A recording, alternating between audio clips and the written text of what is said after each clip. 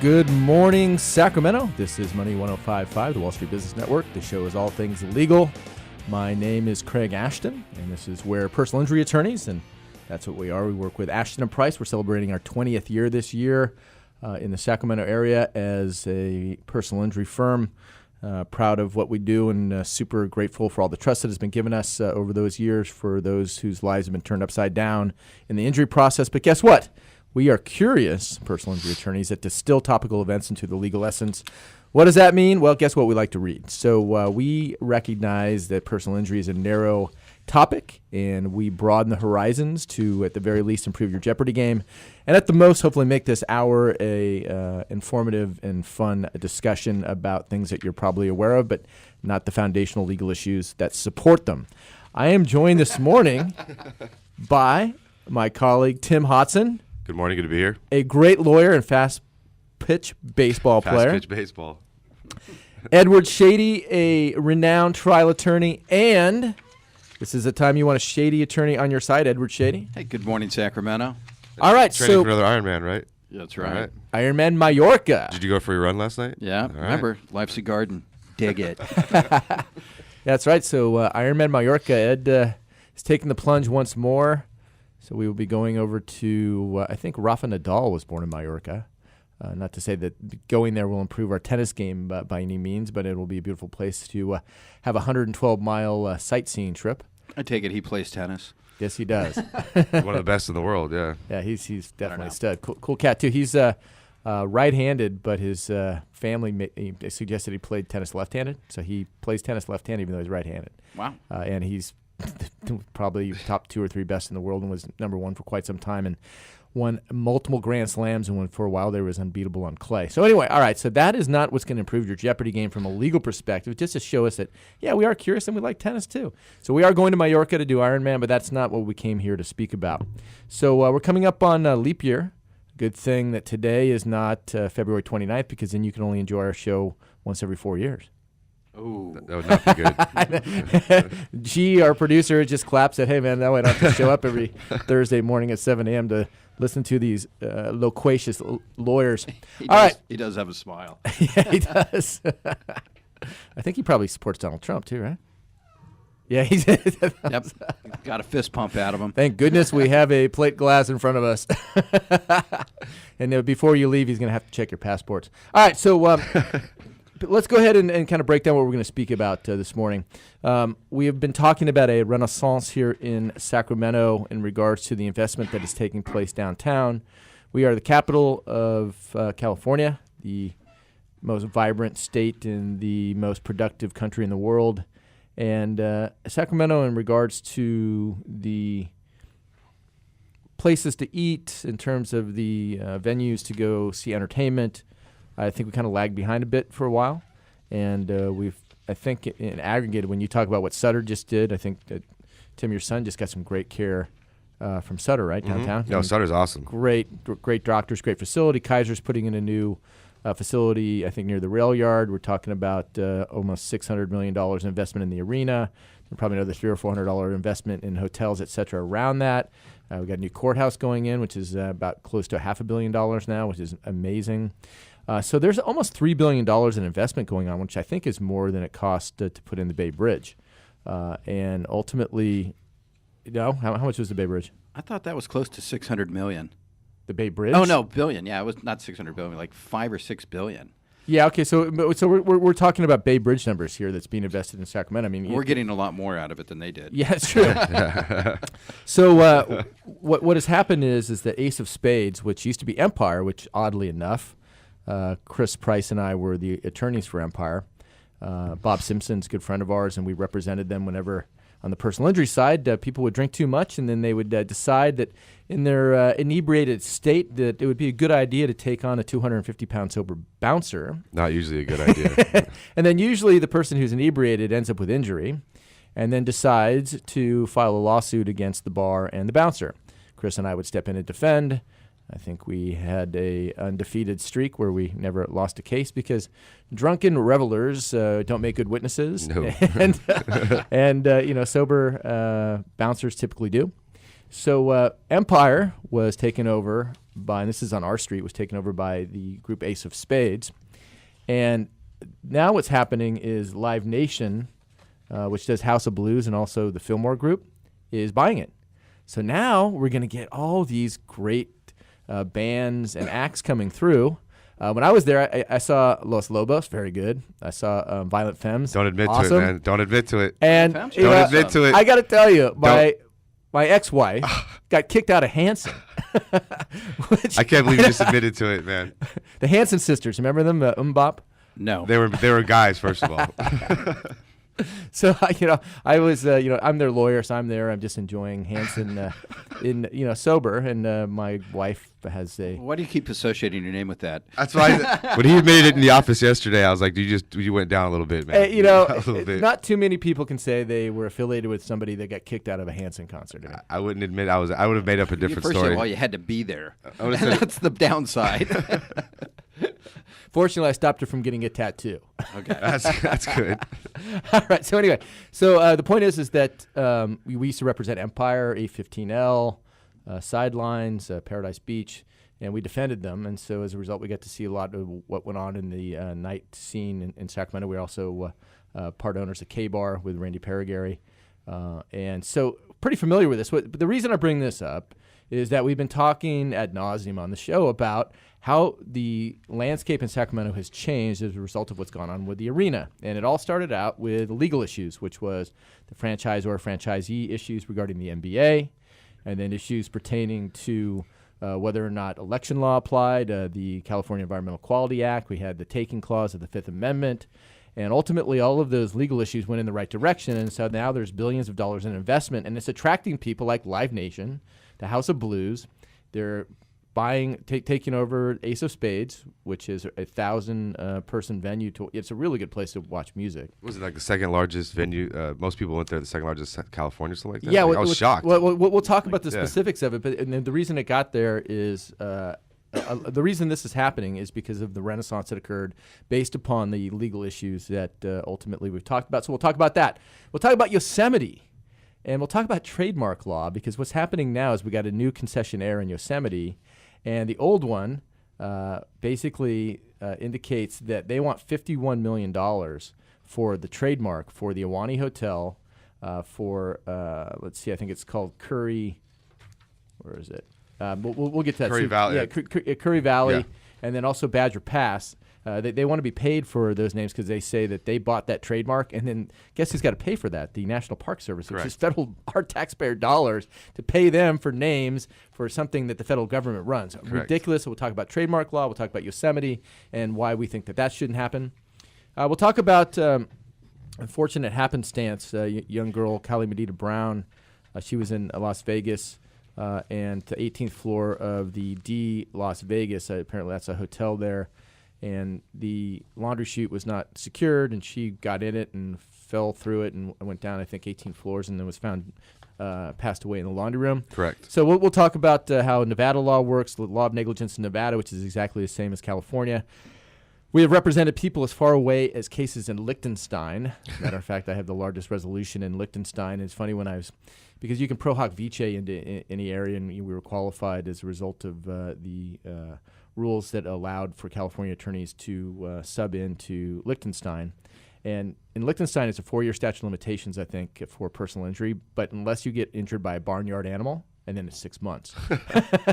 So the bottom line is that we can talk about Nevada law. We've had many, many cases in Nevada. We'll break down the legal issues as it pertains to negligence, causation, and duty as it pertains to what happened in the laundry chute. And we'll talk about this new law, AB 2496, talking about getting rid of daylight savings time in California. I think it's a good idea. We'll talk about Ben Franklin and the history of daylight savings time. And then we can also talk about Takata.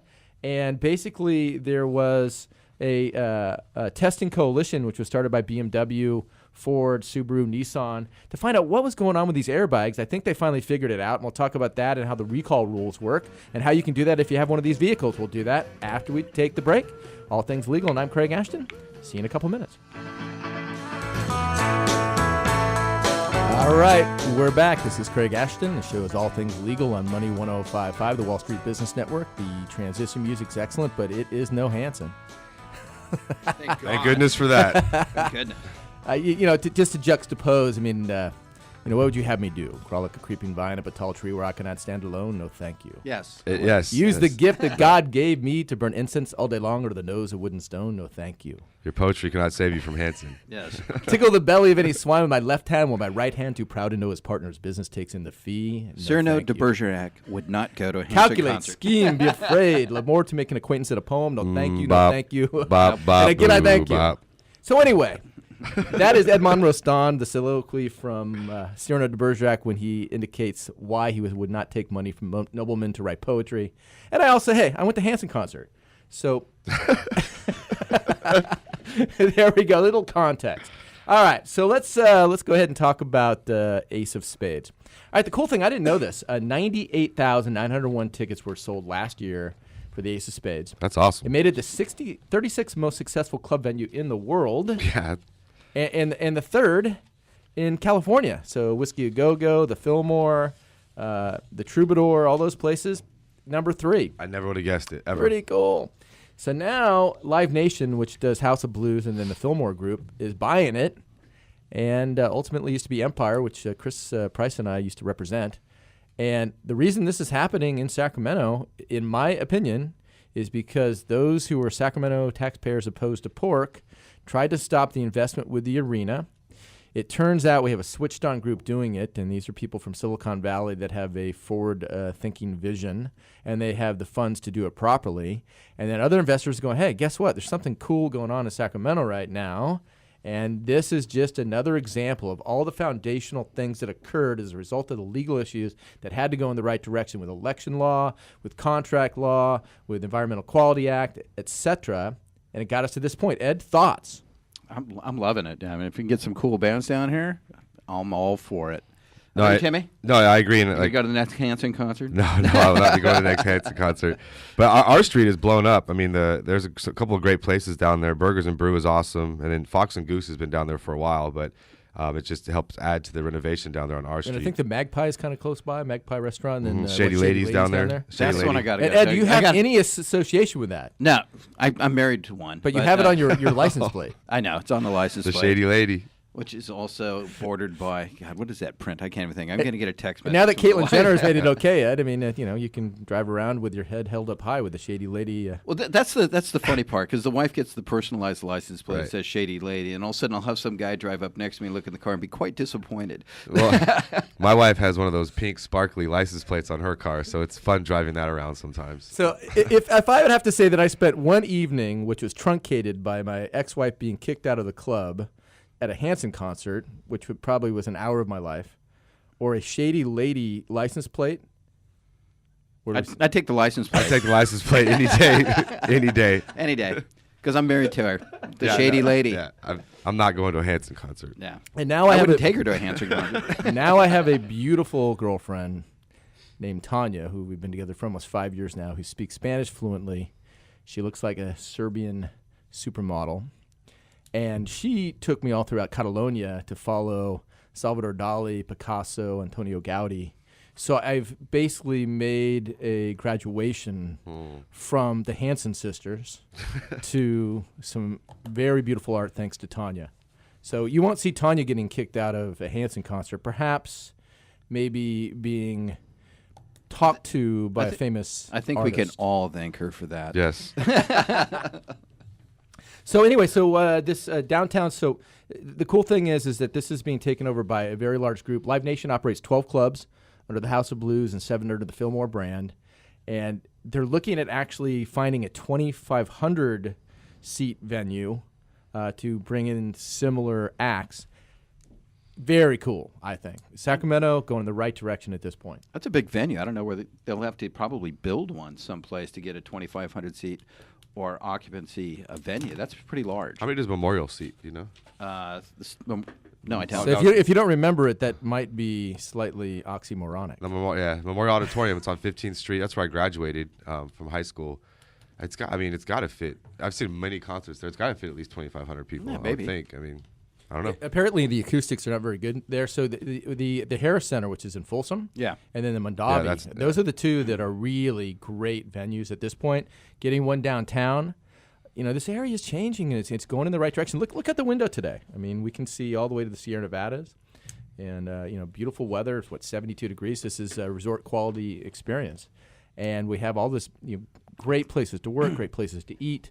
It's all going in the right direction. I'm super happy to be here in the Renaissance of Sacramento, and it doesn't happen without all the legal issues. They go in the wrong way. Think about it. All of a sudden, David Stern says, you know what, franchisor or franchisee, that doesn't apply. You can take it to Seattle. We don't have the Kings. Guess what? Downtown Plaza is going to have 80% vacancy. It's going to be completely blighted. There's going to be no investment. There's going to be no new Kaiser going in, no new hotels, no new restaurants. Live Nation's not going to be here. There's not going to be the Kings. And ultimately, there's probably not going to be a new courthouse. All this investment has happened as a result of those legal issues that had to occur. No, it's amazing that it took the Maloof brothers trying to move the team out of here to get Sacramento to be renovated. It's pretty awesome. And Denise just sent a text, and I agree with her. The shady lady just texted in and said, with regard to getting Craig from the Hansons and into a more proper setting for art and entertainment, she said, because Tanya is a classy woman. And we'll all agree with that. Opposites attract. And if My wife's beautiful, so what am I then? Let's not go down this road. Other than to The say, silver Denise, fox. that's awesome. It ends up bad for you and I. Alex, splendid woman. Absolutely. Beautiful, patient, amazing mother. Patient, yes, to be married to me and have our two boys. She has to be very patient. And super smart, except for her choice in spouses. Huh? We'll let her pass on that. All right, so let's transition to what's going on in Yosemite. David Foster Wallace wrote a book called Infinite Jest, which is about 1,000 pages with about 2,000 footnotes, all in 6 font. So one of the premises of Infinite Jest was that the United States in the future ultimately would sell the rights to just about everything. So instead of the year 2029, it was the year of the Depend adult undergarment. Instead of the year 2030, it would be the year of the sample-size dub bar. 2031 would be the year of the Maytag washer. So the point is that you can sell anything in the future, according to David Foster Wallace. Infinite Jest, unbelievably interesting book. If you can get through it, I mean, it's very detailed reading, but it is really, really worth it. So anyway, again, Hanson, David Foster Wallace, a varied degree of interest. Your range knows no bounds. It knows no bounds. So the point is that we'll be leaving at the break. David Foster Wallace was intuitive to see that there would be a time in his mind that everything would be for sale. And you can just look at it now with the Super Bowl. I mean, our friend Peyton Manning, the first thing he says is he's going to go out and drink a lot of beers, a ton of Budweiser, right? I mean, he's there selling stuff. I mean, everything is a marketing moment now. No, there's a movie called Idiocracy, which is like that. The president's actually sponsored in that movie, and it's very similar concept. The College Bowl series. I mean, you got the Tostitos Bowl. You got the Alamo the Bowl. Pullian Weed Eater Bowl is my favorite one. The Hedgehog Bowl. And in Texas, there's like 60 different license plates. It can be the burger plate or the American flag plate. Yep. I mean, anybody can sponsor anything in Texas on your license plate. Speaking of I mean, like that's where down there in the South, NASCAR, look at the vehicles going around the track. They've got every square inch covered with advertising. Their jumpsuits, too, that they wear, covered. And which was, was it last week? We were talking about the caddies. They were covering the caddies in advertisement, and they wanted a part of it. It's like Ricky Bobby when he's obligated. He sold a fig bar to when Ricky Bobby's obligated to shout out to Powerade in his prayer, his daily prayer, right? Yeah, I mean, that's how bad it's getting. I mean. And that dialogue was brought to you by the law firm of Ashton and Price. There you go. Which is trademarked. And copyrighted. All right, so let's kind of lay down the foundation because we'll be taking a break and then we can flesh this out further. But what is going on is that Delaware North got the concessions for the Ahwahnee, which is the hotel in Yosemite, Badger Pass, Curry Village, and Yosemite Lodge, and even has rights to Yosemite National Park, the name. Which makes no sense. So what happened was that the National Park Service had a different concessionaire, and that concessionaire had to buy the trademarking rights, had to pay fair market value for the trademarking rights to the National Park Service. So when that occurred, in the contract it said that if they lost their concession, Delaware North, to somebody else, that they would get to be paid back for intellectual property, and then they demanded payment for the property to be determined in court. Part of that is a trademarking of the Ahwahnee Lodge, the Curry Village, Yosemite Lodge, and even Yosemite National Park. So essentially now there is a battle between this concessionaire saying that they own the trademarks to all of those names. But Yosemite is a federal park, right? Yeah. So it's the federal government. So we all own it together. It's taxpayers own this place. So somehow we were able, through the idiocy of those who run the federal government in our names, sold the rights to Ahwahnee, Yosemite, Badger Pass to a concessionaire that was making money off of it. And now they have to pay them back for it. Oh, yeah. Didn't they say the new contract's worth about $2 billion? Yeah, I think it's 1.5 or $2 billion over 15 years, something like that. And it's bottom line is massive amount of money, because guess what? Yosemite is one of the most beautiful places in the world. I've been lucky enough to trek through Cambodia and up the Amazon, and I was born in Africa, blah, blah, blah. I mean, I've seen a lot of cool places. California's got something, when you go to Muir Woods and the redwoods here, and you've got the sequoias, and then you've got Yosemite, you've got Shasta, Lake Tahoe, Mojave Desert, Joshua Tree, Monterey. California Orange County. Sacramento. So the point is that, we have some of the most amazing gems, not just in, the West, but we're talking about the world. No, you're talking right. The gems. For instance, La Jolla, the gem. La Jolla. So what we'll do, because I just got the sign that we're number one, which means basically we're going to be taking a break here. When we come back, we'll break down trademark law, how that works. We'll break down what's a trademark, what law governs it, and ultimately what are the prerequisites for trademark, and we'll break that down. Then we'll use that information to distill the dispute that's going on with Yosemite, and we'll do that after the break. This is Craig Ashton, shows All Things Legal on Money 105.5. All right, we're back. This is Craig Ashton. The show is All Things Legal on Money 105.5, the Wall Street Business Network. If you're just joining us or never listened to the show before, this is where curious personal injury attorneys distill topical events into their legal essence. So what does that mean? Well, guess what? We're at Ashton & Price. We do personal injury, but we realize that's a narrow undertaking from an intellectual perspective. So we like to read, and today we're talking about things that are topical and have a legal foundation. And the dispute over what's going on in Yosemite fits right into that framework. Ultimately, to recap, we've got DNC Parks and Resorts, which is a Buffalo, New York company. They had the concession to run the Ahwahnee Hotel, Curry Village, Badger Pass ski area, and other, quote, beloved Yosemite attractions. And they basically got money from those concessions and then paid a portion of that to the federal government. It's the Parks and Services that run it through the federal government. It's a federal property, not a state. And they lost the contract last fall.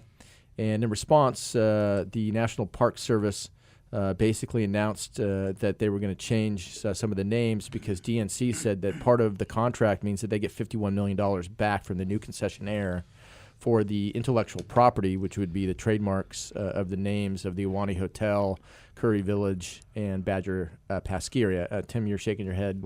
Well, the fact they call it intellectual property is frustrating. They should be put in quotation marks, because they didn't come up with those names. Those have been. I've been going to Yosemite since I can even remember. I mean, my grandparents used to have a lot that they would go to every year. Really? It was like clockwork. We went every single year. I haven't been in a long time. I think I was in college last time I went. But did your grandparents trademark that lot? No, they did not. No, they weren't that clever, apparently. But I mean, it's the Hudson lot. So it's frustrating that they call the names of these locations intellectual property. I mean, that's the name of an Indian tribe. That's not your intellectual property. I mean, it's quite frustrating, and to think that it's theirs to own, which it is technically the federal government getting the trademarks, so it's theirs to own. But it's the fact that it can get to this point, and that a national park is corporized like this.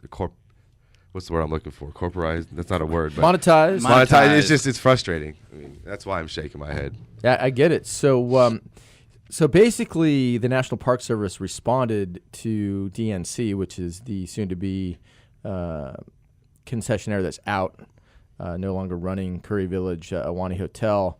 They basically said that, and this is starting March 1st, so coming up next Tuesday.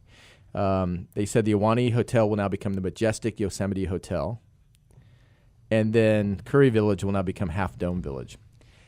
I don't know, man. That really gets under my skin. I mean, this is a treasure place, Yes. right? And the fact that some idiot They're going to change the park name too.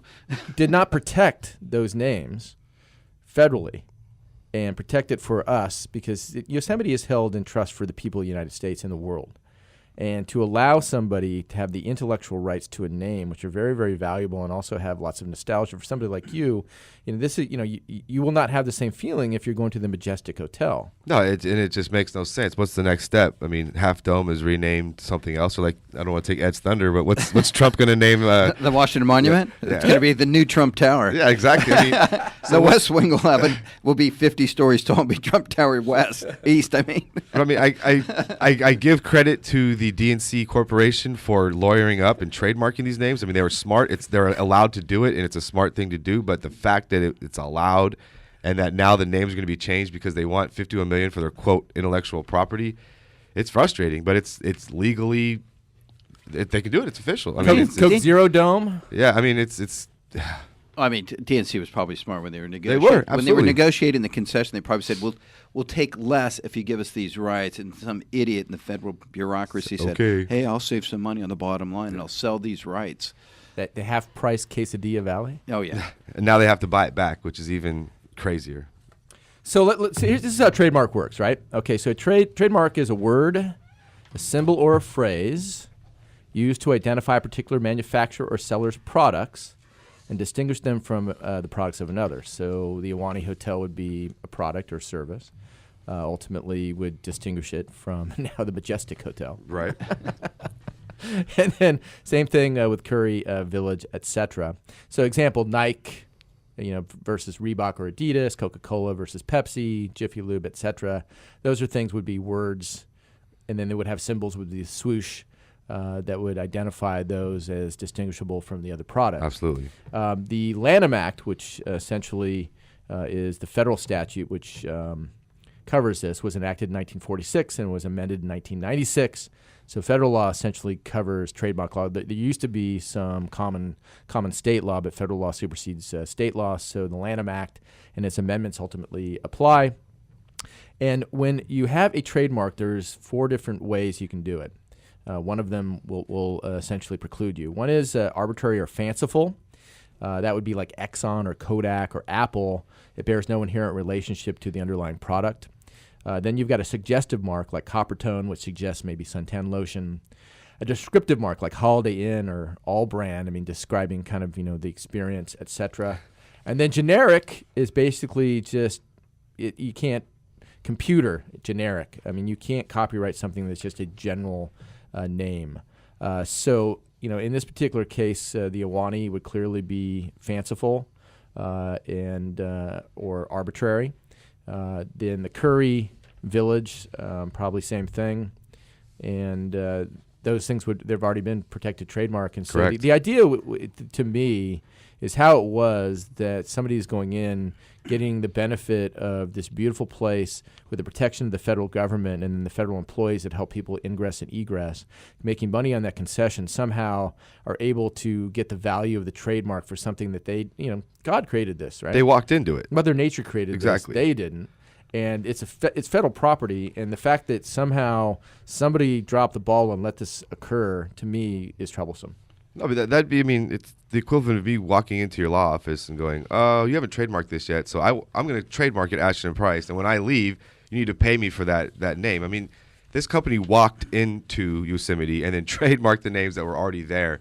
It's fantastic lawyering. It's a great business sense, but the fact that it was allowed to happen is the frustrating part. You can't blame this DNC company.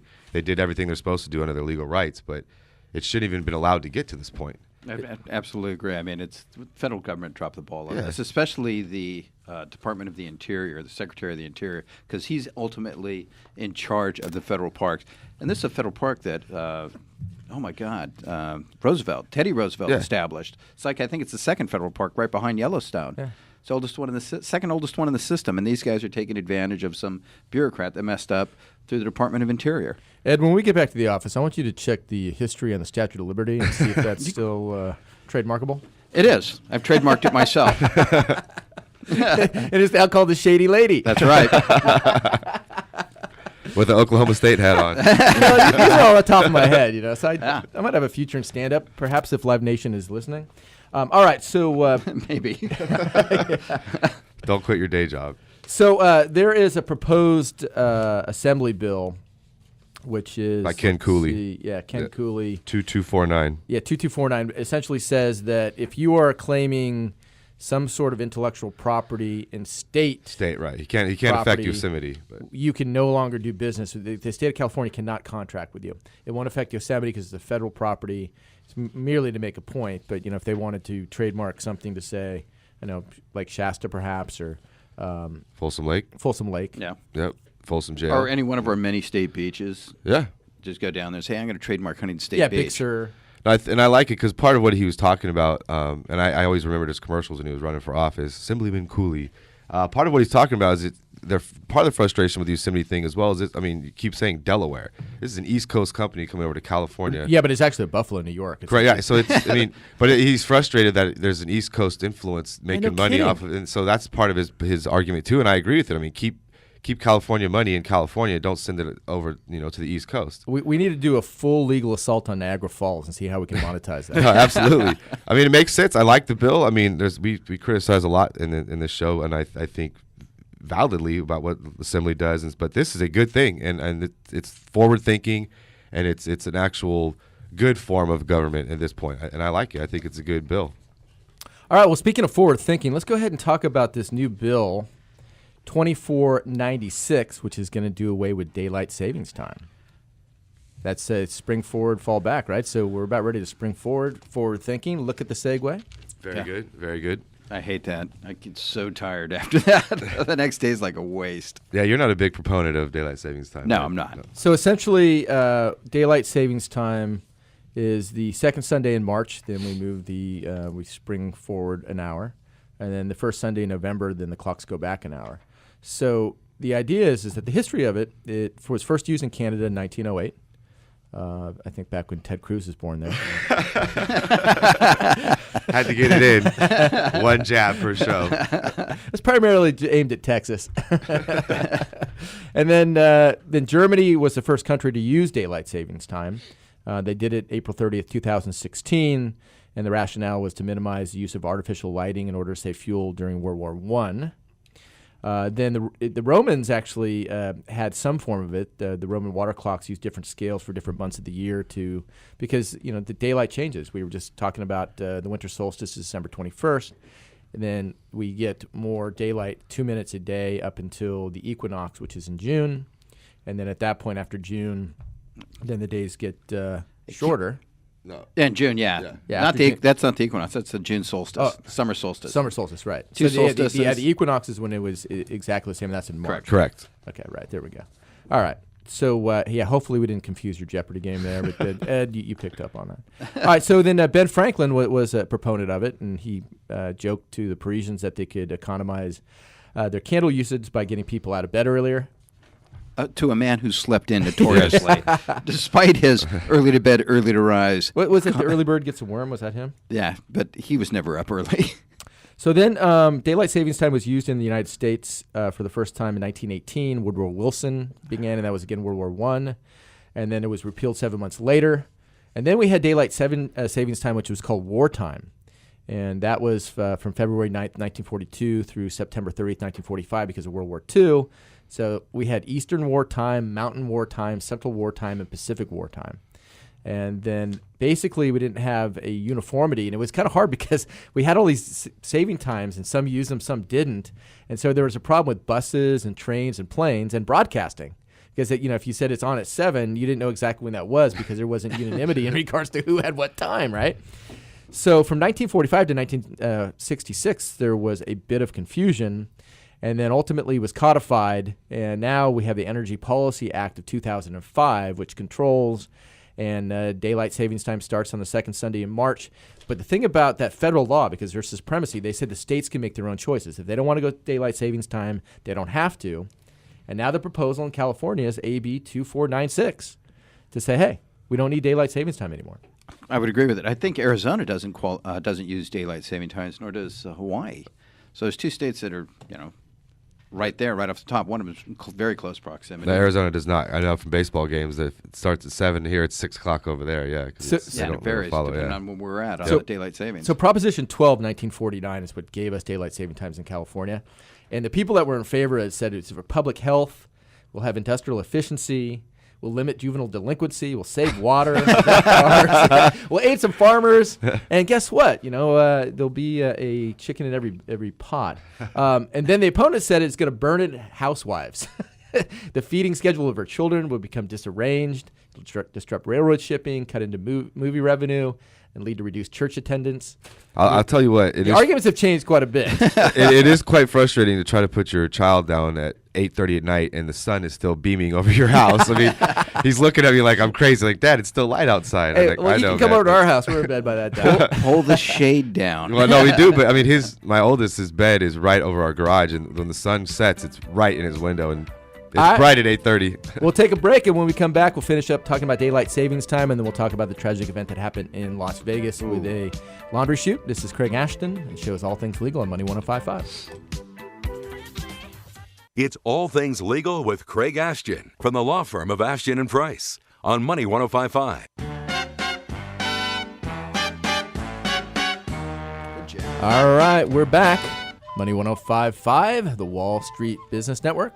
My name is Craig Ashton, shows all things legal. We are personal injury attorneys with Ashton and Price, and what we say is we distill topical events into the legal essence because we're curious. And today is no different. And if you're just joining us, we were talking about daylight savings in Assembly Bill 2496, which would propose to remove daylight savings time, or as it used to be known as Pacific Wartime, back in the 40s. And the idea is that in 1949, Proposition 12 passed, adopting daylight savings time in California. The arguments for it, which was, housewives would be burdened and all that stuff, I mean, that's an antiquated argument. I think really in terms of the farming economy, I don't think it bears any fruit in regards to those arguments.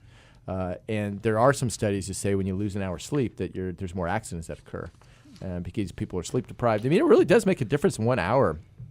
Yes, it does. It does. Yeah, I mean, it does. When my brother lived in Hong Kong, I would go visit him, and God, it would take you 2 or 3 days just to overcome that. And then when I did Ironman in New Zealand and also in Australia, because the time difference is like 21 hours or something like that, it's only like 3 hours different. It's just the next day. Mm-hmm. So it was really easy to make the transition. I never felt any jet lag at all.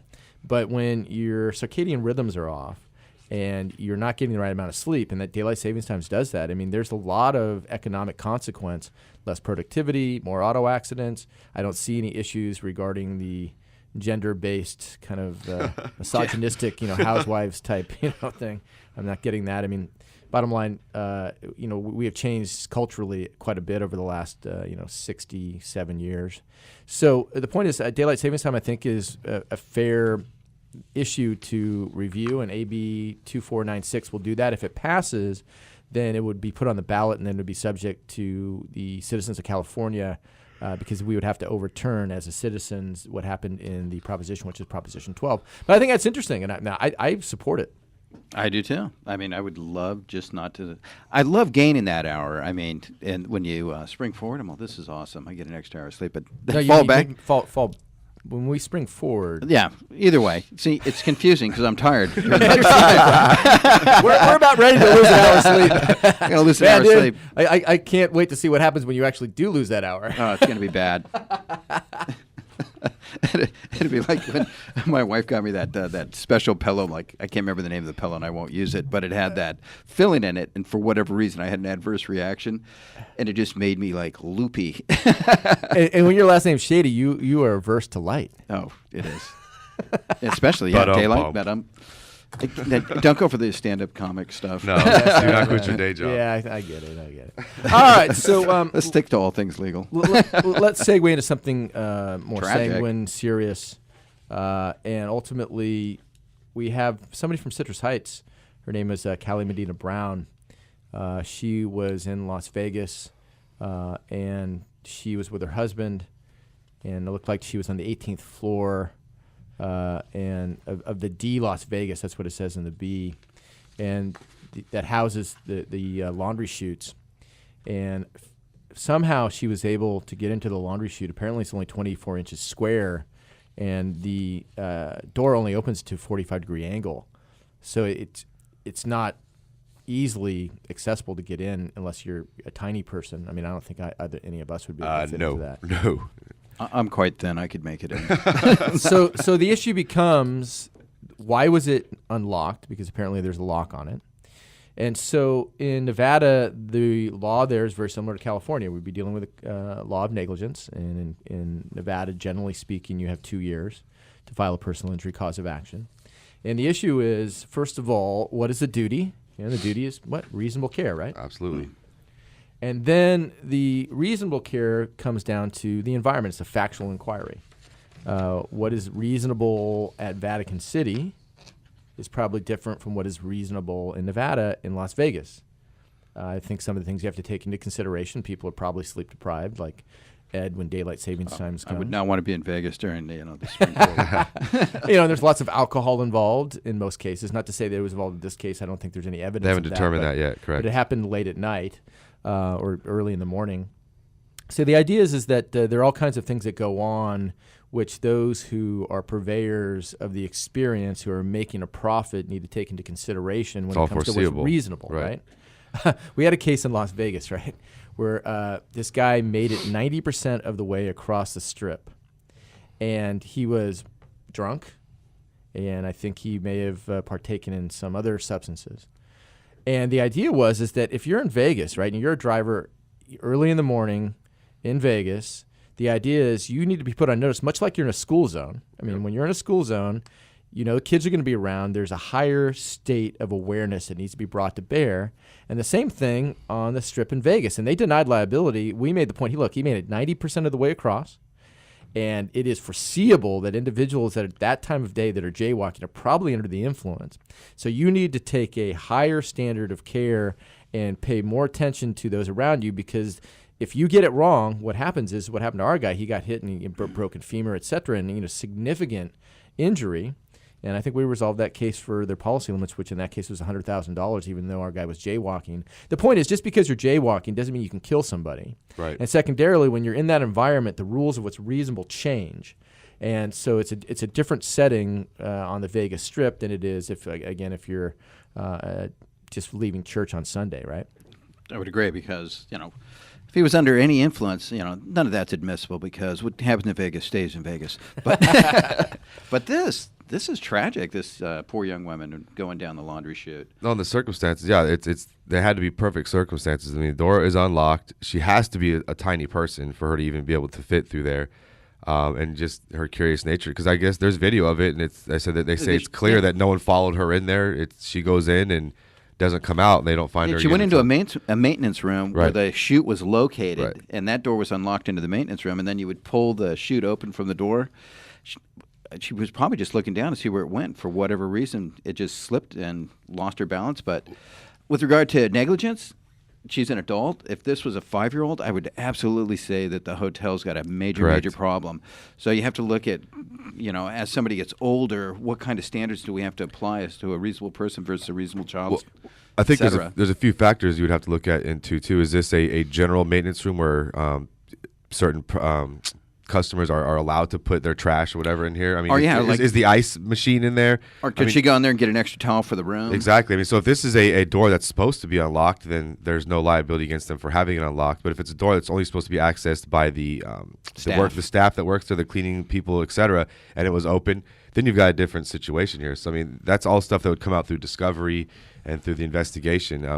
But it is highly possible the hotel could be held, liable for her death. Yeah, so here's the thing. We've got the duty, which is reasonable care. The one thing that is probably the most important area of inquiry, in my opinion, is causation. First of all, it's direct and proximate. The direct cause of her death is clearly her getting into the chute. That's easy. Yeah. But for her getting into the chute, she's alive. Correct. The next is proximate cause, which as a society, are we going to say, is it foreseeable, and are we going to hold somebody responsible for somebody opening up a chute, which is not there for the general public, which is 45 degree, and ultimately it's 24 inches in terms of the space allowing a body to get in, whether or not that's foreseeable. And the argument is, look, you're in Vegas, people are drunk, they're having a good time, they're going to do things that they ultimately would not do in a normal setting. And I would say that it would be foreseeable, in my estimation. The stronger argument is that you should foresee this hotel, and the standard is, hey, how much does it cost you to lock that? 2 seconds. 2 seconds. And what is the benefit? Saving somebody's life. Therefore, from a duty and a foreseeability perspective, I think they're on the hook. And I would say that they should have locked it. It's super easy to do it. They didn't do it, and it's foreseeable. And I think the law, from a societal perspective, would say, and I think a jury would agree, that the hotel bears responsibility for that death. On that note, it's foreseeable, yes, if she was inebriated or intoxicated, that people in Vegas will have a good time and that'll happen. What if she was stone cold sober? Would you still hold the hotel? That's a different setting. So then that would come into whether or not there's some comparative fault going forward. So anyway, that's our discussion for the day. Hopefully you enjoyed it. It's a beautiful day in Sacramento. Hopefully you enjoyed George Washington's birthday on Monday. I know I did. And we'll see you next week, same bat time, same bat channel. And if you haven't listened to it, Bop, the Hansons, very good stuff. Don't do Go it. to AshtonandPrice.com if you want to see what we look like and put a face to a voice. Have a great day. Ashton and Price, all things legal. Your ears will bleed.